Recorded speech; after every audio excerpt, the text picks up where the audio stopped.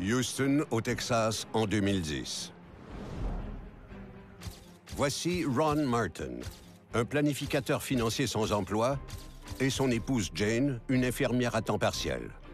Mariés depuis 10 ans, ils ne s'aiment plus et n'ont pas d'enfants. Ron mange son petit déjeuner en regardant de la porno sur Internet. Jane le croit riche, alors elle le trompe depuis plus d'1 an avec un médecin où elle travaille, dans l'espoir que Ron demandera le divorce et qu'elle obtiendra un règlement en argent. Elle prend de l'Oxycontin avant d'aller travailler. Évidemment, cette relation n'est pas saine. Mais il y a autre chose. Ron a un secret. Il a investi de grosses sommes dans des boutiques de location de vidéos. Mais maintenant que ces boutiques sont passées de mode, il doit trouver le moyen de se refaire. Jane a laissé son téléphone dans la cuisine. Il vibre. C'est un texto de la part du docteur Kevin Lee, l'amant de Jane, qui confirme leur rendez-vous dans un hôtel après le travail. Ron a une idée. Il va à la salle de bain pour donner à Jane son téléphone et lui dit qu'il s'apprête à faire un nouvel investissement, l'achat d'une police d'assurance-vie d'une grande valeur. Voici un petit conseil gratuit. Si votre conjoint contracte une police d'assurance-vie à votre endroit et qu'il en est le seul bénéficiaire, soyez sur vos gardes.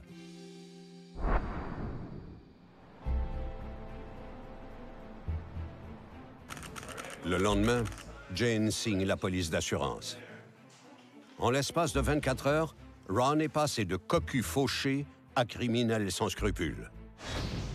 De retour à la maison, Ron se met en mode de navigation privée et cherche des renseignements sur comment commettre un meurtre sans laisser de traces. Ron est en fait un criminel très stupide. Mais il se croit brillant, parce que tous les criminels stupides se croient brillants. En vérité, et c'est un agent du FBI qui vous le dit, le mode de navigation privée, ça n'existe pas. Alors qu'il fait des recherches sur le meurtre parfait, Ron a une brillante idée. Il va engager quelqu'un pour faire le travail. Alors ce génie du crime met une petite annonce sur Internet pour trouver un tueur à gages. Les bons tueurs à gages sont difficiles à trouver parce qu'ils ne répondent pas aux petites annonces. Les mauvais tueurs à gages sont déjà en prison avec des peines minimales de 25 ans. Alors ce que Ron trouvera, c'est un de ces nombreux gars qui se disent tueurs à gages mais qui en fait sont des amateurs.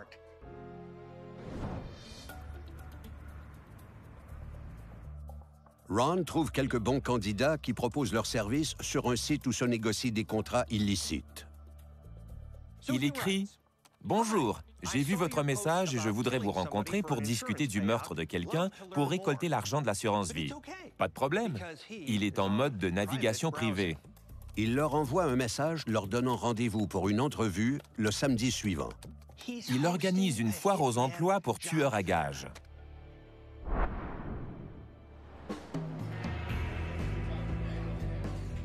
Et où donne-t-on rendez-vous à un tueur à gages rencontré sur Internet pour parler du meurtre de votre femme?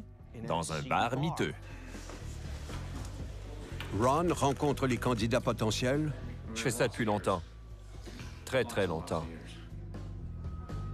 Les uns après les autres. Certains sont intéressants, d'autres ont trop peu d'expérience. Je suis votre homme, quels que soient vos besoins ou la manière, je peux le faire. C'est comme vous voulez. Ça peut être discret ou sanglant, c'est votre choix.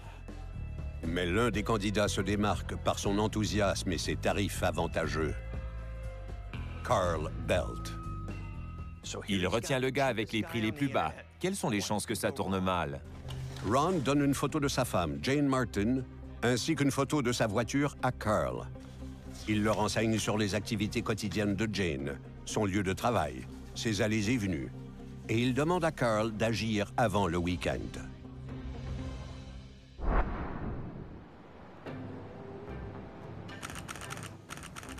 Bien qu'il n'ait aucune expérience en tant que tueur à gages, Carl a un casier judiciaire.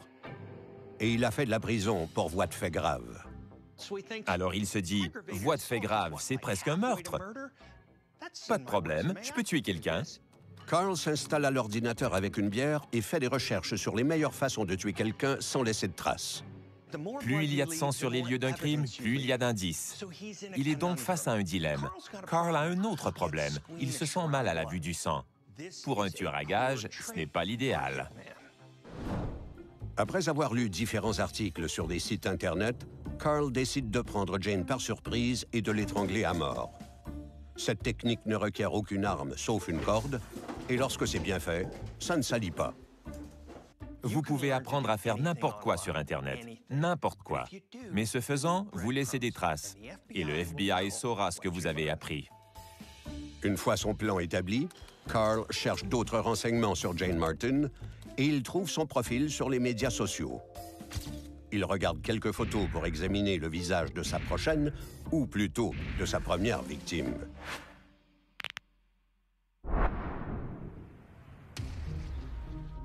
Le matin suivant, Jane Martin part travailler à l'hôpital. En chemin, elle affiche sur les médias sociaux qu'elle s'arrêtera au supermarché et demande à ses collègues s'ils ont besoin de quelque chose. Les gens partagent tout sur les médias sociaux. Salut, je marche sur le trottoir. Je suis dans ce café. C'est super pour les harceleurs. C'est comme si vous aviez un GPS dans votre poche. De son côté, Carl n'a presque pas dormi et il traque Jane sur les médias sociaux. Il voit sa publication et se dit qu'il doit saisir sa chance et accomplir sa tâche. Carl croit qu'être tueur à gages, c'est ce qu'il y a de plus facile au monde. Tout ce qu'on a à faire, c'est de se pointer et tuer quelqu'un. Oh, Carl, tu n'as aucune idée. Carl arrive au supermarché et voit la voiture de Jane dans le stationnement. Il la regarde entrer dans le magasin. Il sort alors de sa voiture et s'approche de la sienne. Il tente d'ouvrir la portière pour se glisser sur le siège arrière. Mais la portière est verrouillée. Pendant un instant, il ne sait pas quoi faire. Carl se cache derrière la voiture de Jane et attend. Jane Martin se dirige maintenant vers sa voiture avec un sac d'épicerie et une boîte de beignes. Jane ouvre la portière et alors qu'elle dépose les beignes sur le siège de sa voiture, Carl la prend par derrière. Carl utilise une corde et une technique qu'il a apprise en regardant des vidéos sur Internet. Jane essaie de se défendre. En vain. Carl place le corps de Jane sur le siège du passager et démarre la voiture.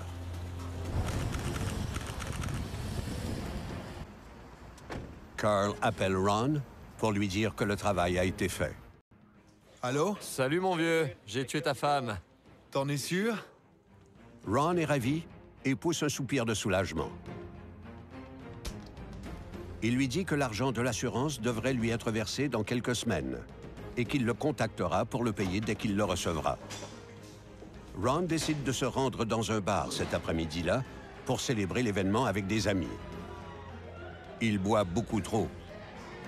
Mais personne ne sait qu'il célèbre en secret le meurtre de sa femme.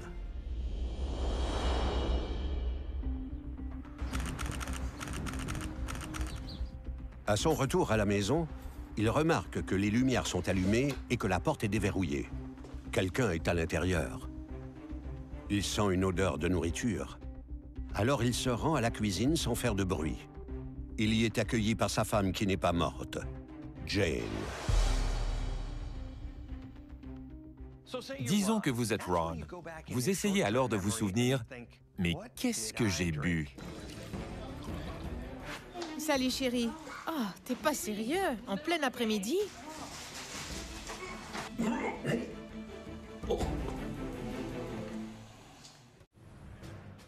Ron Martin a découvert que la femme qu'il a épousée il y a 10 ans, Jane, le trompe avec un médecin de l'hôpital où elle travaille comme infirmière. Ron décide de tuer sa femme, mais il ne fera pas le travail lui-même. Ron engage Carl Belt, qui tue Jane Martin. Mais après quelques heures à boire dans un bar pour célébrer le décès de sa femme, Ron rentre à la maison. À sa plus grande surprise, il y trouve Jane, qui est toujours vivante et qui est en train de préparer un délicieux bœuf braisé. Salut chérie. Il lui dit bonjour, puis sort de la pièce. Il se dépêche d'appeler Carl. Allô? Mais qu'est-ce que t'as fait? T'as tué la mauvaise femme? Quoi? J'ai tué la mauvaise personne? Carl ne croit pas ce que Ron lui dit. Ron est saoul, c'est évident. Ouais, je suis saoul. Et toi, t'es un idiot. Vous savez comment on se sent mal quand le patron nous dit « T'as complètement bousillé ce travail ». Eh bien, imaginez comment Carl s'est senti à ce moment-là, alors que Ron lui dit « Tu n'as pas tué ma femme ».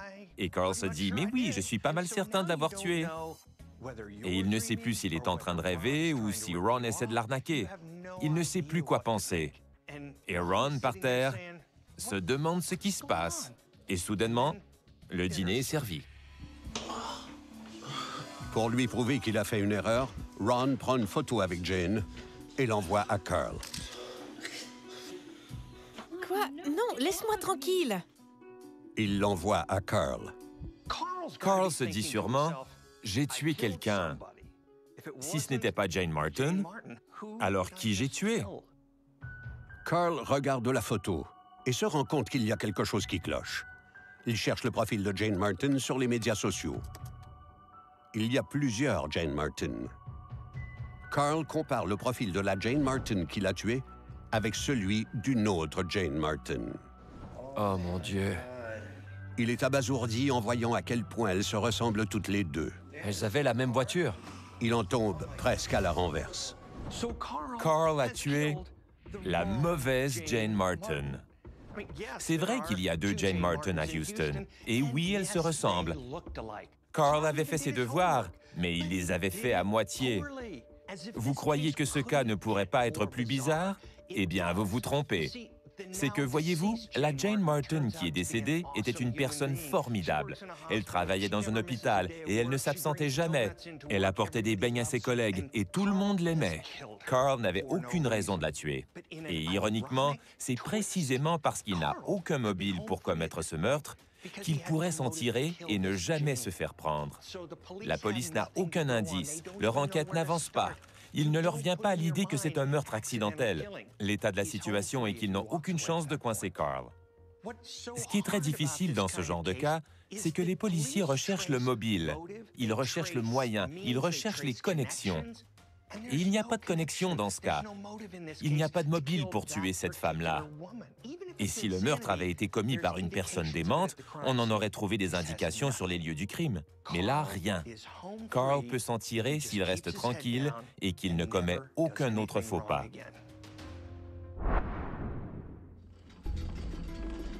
Jane Martin et la femme de Ron se ressemblaient beaucoup, mais elles avaient des personnalités très différentes.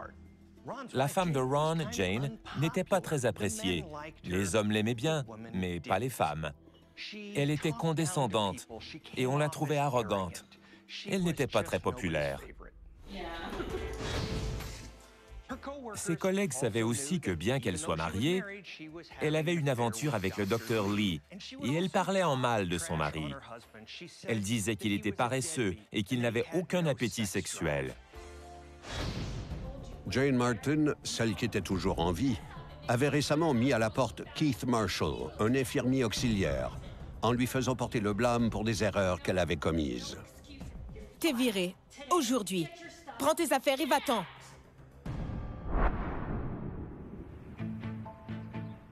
Le lendemain du jour où elle avait préparé un bœuf braisé à son mari, qui agissait de manière très étrange, Jane s'apprête à quitter l'hôpital. Alors qu'elle range le tiroir de son bureau, elle trouve une note sur laquelle est écrite une menace de mort. Jane est terrifiée à la vue de ce message. Elle essaie de joindre son amant, mais il ne répond pas. C'est toi qui as laissé cette note dans mon bureau. Ce n'est pas drôle. En panique, elle appelle son mari Ron et lui laisse un message lui disant que quelqu'un veut la tuer. Appelle-moi dès que tu le peux.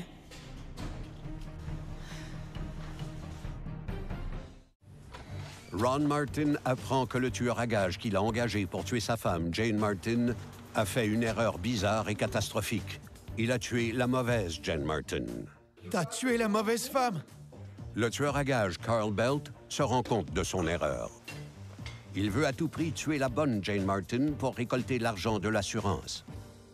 Pendant ce temps, la vraie cible, Jane Martin, est bien en vie, mais elle est terrifiée depuis qu'elle a reçu une menace de mort à son travail.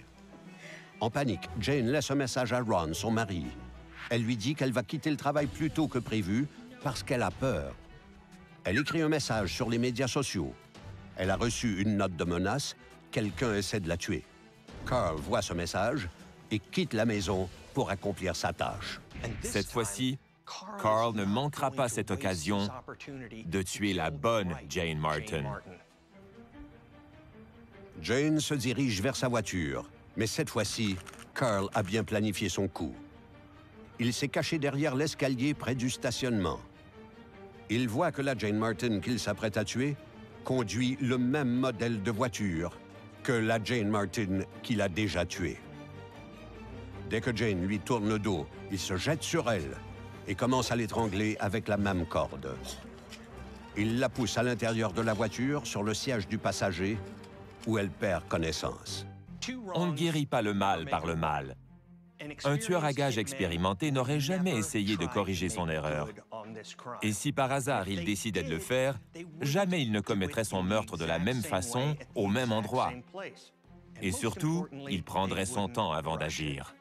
Carl se précipite du côté conducteur et démarre.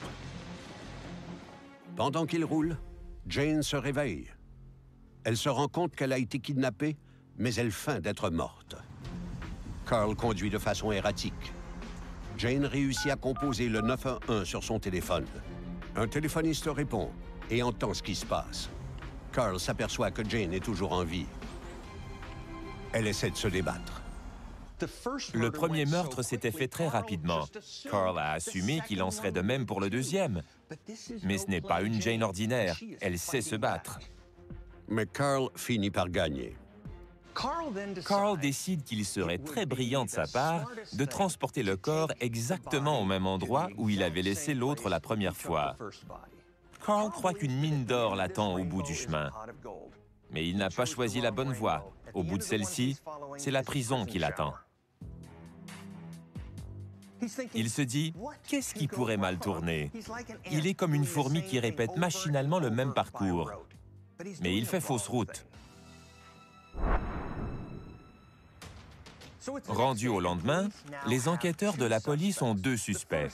Le premier est l'ex-infirmier auxiliaire qui a admis aux policiers qu'il avait laissé une note de menace de mort dans le tiroir du bureau de Jane. Je peux vous expliquer. Oui, c'est sinistre, oui, c'est terrifiant, mais on ne peut pas l'accuser parce qu'il a un alibi très solide. Cet alibi est d'ailleurs corroboré par tous ceux qui travaillent avec lui. Très bien, merci. Et c'est logique, l'autre suspect est le mari de Jane, Ron Martin. Les enquêteurs ont déjà appris par les collègues de Jane qu'elle avait une relation extra-conjugale. On a un mobile. Puis, ils ont découvert que quelques jours avant le meurtre de Jane, Ron avait contracté une police d'assurance au montant très élevé sur la vie de Jane et qu'il en était l'unique bénéficiaire. On a maintenant un mobile et la preuve du mobile. Mais il leur manque un morceau important.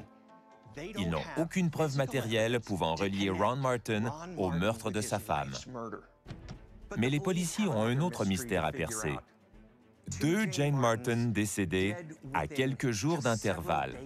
Y aurait-il un tueur en série quelque part qui déteste le nom Jane Martin? Les enquêteurs font une fouille des téléphones et des systèmes informatiques dans l'espoir de trouver de nouveaux renseignements. Ils découvrent un nouveau numéro de téléphone utilisé fréquemment par Ron Martin pendant la semaine précédant le meurtre. Le numéro est celui de Carl Belt. Allô? Ils convoquent donc Carl pour un interrogatoire et ils s'aperçoivent rapidement qu'il est loin d'être le criminel le plus brillant qu'ils aient déjà interrogé. Ils fouillent également ses données numériques et voient qu'il a consulté la page d'un média social de la première Jane Martin à avoir été tuée. S'il y avait un temple de la renommée pour les criminels imbéciles, Carl y serait intronisé dès le premier tour. Les enquêteurs ont réussi à rassembler toutes les pièces du puzzle. Le tableau était complet. Mais ils ne comprenaient toujours pas pourquoi le meurtrier avait décidé de laisser le corps de sa deuxième victime au même endroit. Tue la mauvaise personne parce qu'elle a le même nom que la personne qu'il devait tuer. Il essaie alors de corriger son erreur et de tenir parole. Mais il a décidé de faire le deuxième meurtre exactement de la même façon que le premier, et ce faisant, il a laissé beaucoup d'indices qui ont mené les autorités jusqu'à lui. Ma grand-mère aurait fait mieux. Ouais. Essayons de comprendre l'état d'esprit de Carl. Il a tué une première personne, Et apparemment, il s'en est tiré. Ce serait le meurtre parfait si ce n'était du fait qu'il a tué la mauvaise personne. Il décide de tuer une deuxième personne et il se dit « Je vais me débarrasser du corps à l'endroit précis où j'ai laissé le premier. Et la police ne m'embêtera jamais. » Qu'est-ce qui pourrait mal tourner? Carl a été condamné à la prison à vie sans possibilité de libération conditionnelle. Ron a reçu une sentence de prison à vie pour avoir orchestré le meurtre. Et Keith, l'ex-infirmier auxiliaire, est retourné au travail à l'hôpital parce qu'il manquait une personne dans le service. C'est quand on pense avoir tout vu qu'arrivent des choses aussi étranges que ce cas d'erreur sur la personne. On a deux femmes avec le même nom, la même voiture, et elles se ressemblent. Ajoutons à cela un mari jaloux et Carl Belt. Qu'est-ce que ça donne? Qu'est-ce que ça nous a appris? Premièrement, le meurtre n'est jamais une solution. Deuxièmement, même si tout ce qu'on pourrait lire sur Internet était vrai, on ne devrait jamais croire quelqu'un se présentant comme un tueur à gages. Le cas du meurtre de Jane Martin et de celui de Jane Martin me rappelle quelque chose qu'on avait l'habitude de dire au FBI. Le mystère, c'est pour les romans policiers, c'est de la fiction. On a rarement été épaté par l'intelligence des criminels. On a souvent été consterné par leur stupidité. En fait, ce qui me touche droit au cœur avec ce cas, comme plusieurs cas semblables, c'est de voir comment les gens peuvent être désinvoltes par rapport à la vie et à la mort des autres. Des victimes qui n'avaient qu'une trentaine d'années et qui en avaient une quarantaine d'autres à vivre. Comment peut-on être aussi cruel?